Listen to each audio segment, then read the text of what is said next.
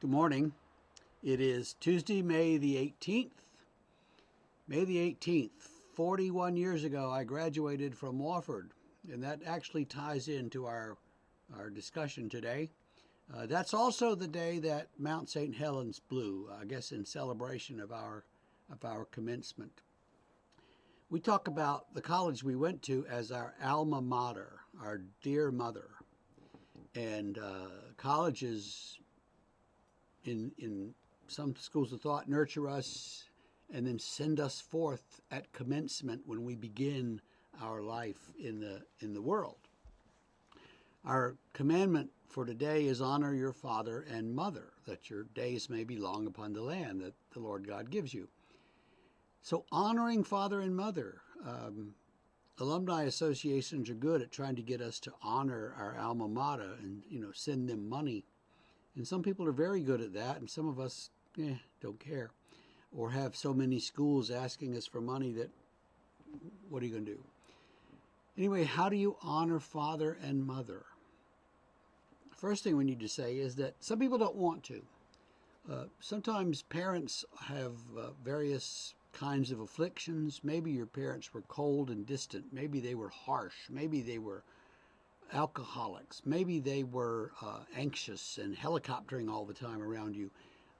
So people have all these things in their lives that they need to deal with that affect the way that they raise children. And so whoever it was that reared you, you may think, well, I don't want to be like that. I don't want to honor them.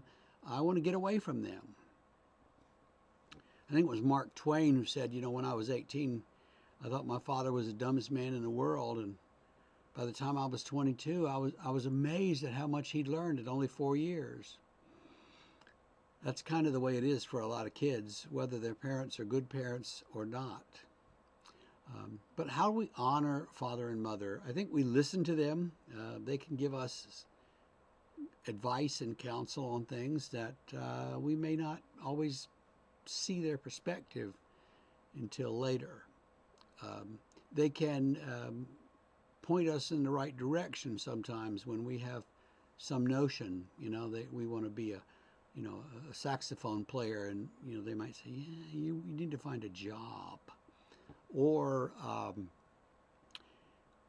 so we need to listen to their advice and their counsel. Sometimes as they get older and we get older, we find that roles begin to be reversed. And where they once cared for us, we now care for them. And in many ways, there are lots of parallels there. And so caring for our aged parents is a way of honoring father and mother. And so we need to do that too.